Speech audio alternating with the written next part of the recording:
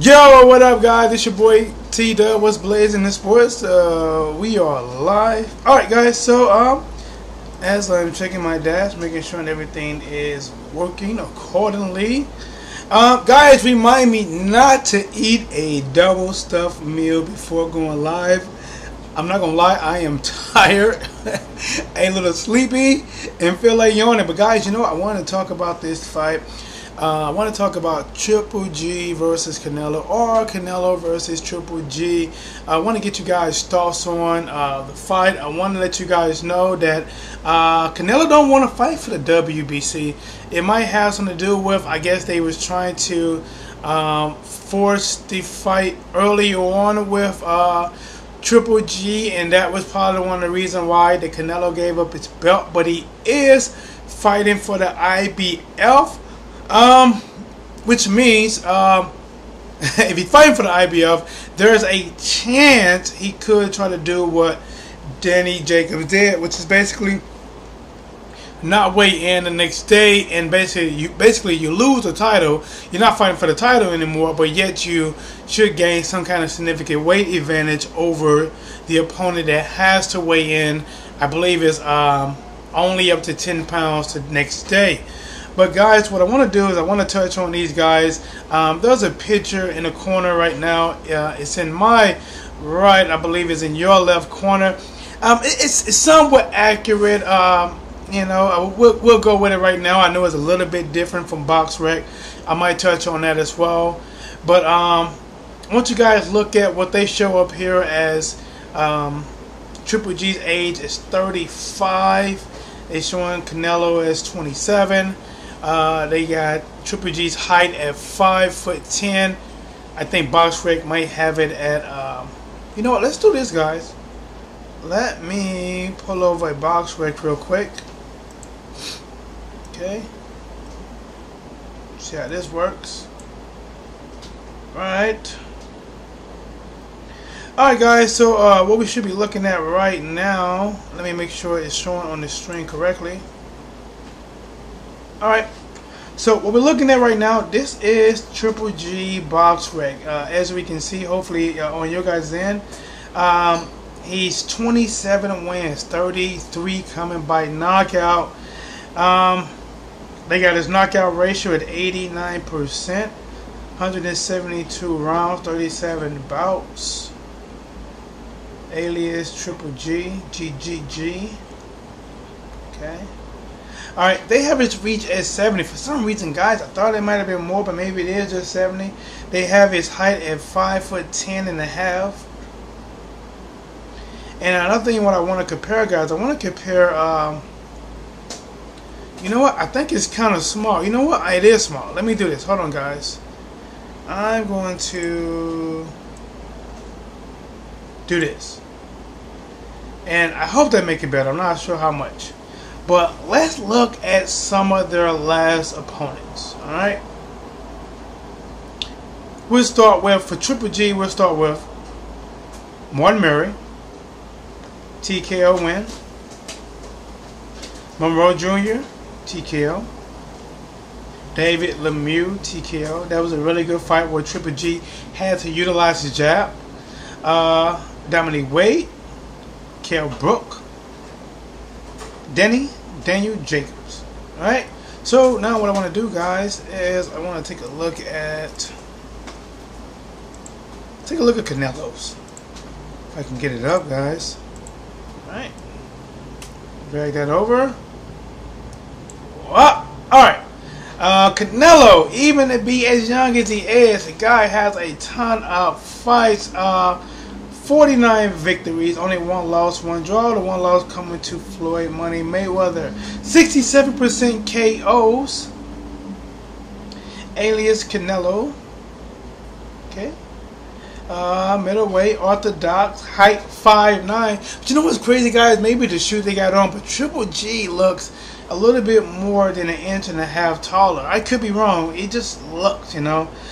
Reach, they have him at 70 and a half. So I think on here they actually showing that Canelo have a slight reach advantage. I'm not sure honestly if reach will really come to play with any one of these guys. But I would say one thing, the jab, definitely the jab will.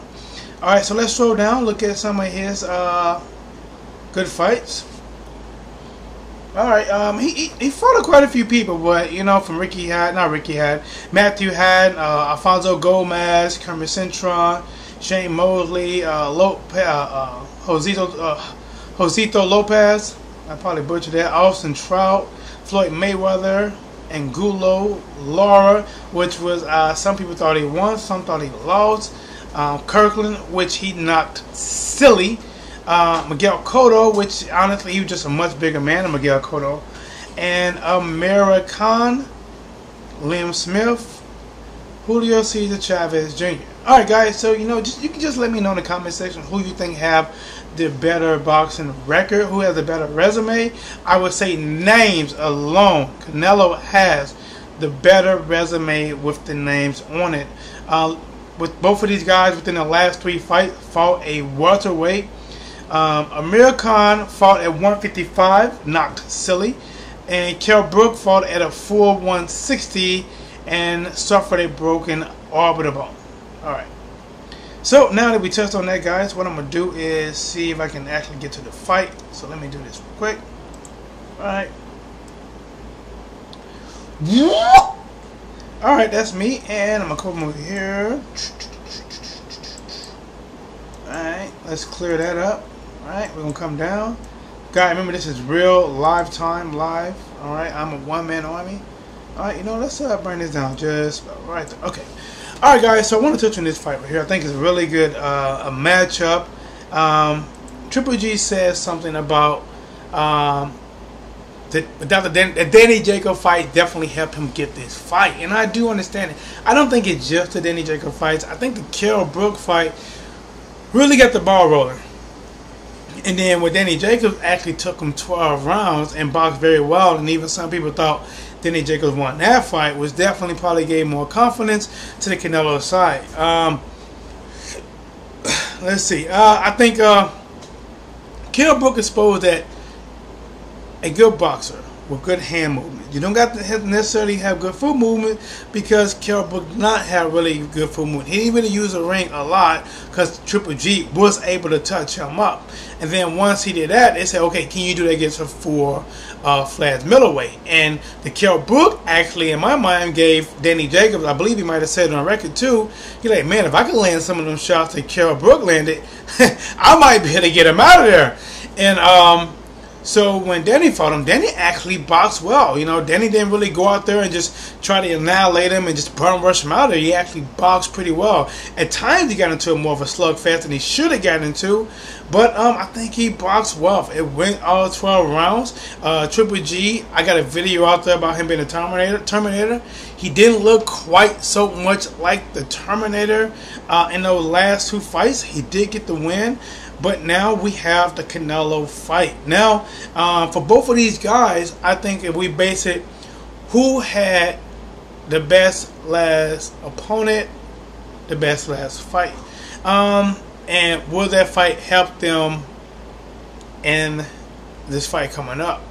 Now, I think Canelo won in a fashion that it probably swayed a lot of people that thought Triple G was just going to mop the floor with him. Probably swayed them back to saying, you know what, man, Canelo might be able to get him. But I think Triple G had the harder fight. He went 12 rounds with a tough opponent. Chavez Jr. didn't seem to put up very much effort at all. And I'm not sure if that fight really prepared him, even though it was taking place at 164 pounds and he only got to go down to 160 now. I don't think that fight, outside of just, I guess, gaining the weight, it didn't help him. I think fighting Danny Jacobs, you know, somebody is bringing that pain, a full middleweight, fast hand, really good combinations, landing some really good shots on Triple G. I think that really helped Triple G more prepare for a tough fight than Canelo. Now I want to touch on some things, guys, on what I think each one of these guys bring to the table. I think the jab will be key. I honestly think Triple G has a slightly better jab, even though I don't disrespect Canelo's. I think Triple G has a slightly better. One of the things that will work with Triple G in this fight, he has a wicked either a hook where he kind of, he don't just throw it normal. Sometimes he goes over. He goes and he comes down on top of your dome, or he throws the right hand. I remember here's somebody with the right hand and knocked him out. It's in my video.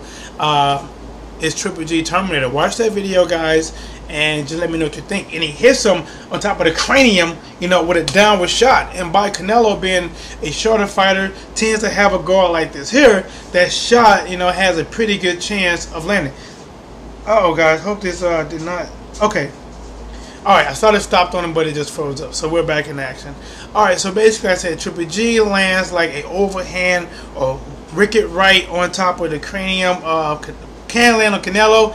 He's a shorter fighter, and he holds his hands like this. I think that's a shot that Triple G can land. Now with Canelo is a excellent body puncher, and that's going to pay dividends in this fight, because going to Triple G's head, he's proven he can take some really good shots from Lemieux, from Jacobs, and even though I respect Canelo's power, I think Triple G is going to be able to take some of those shots as well.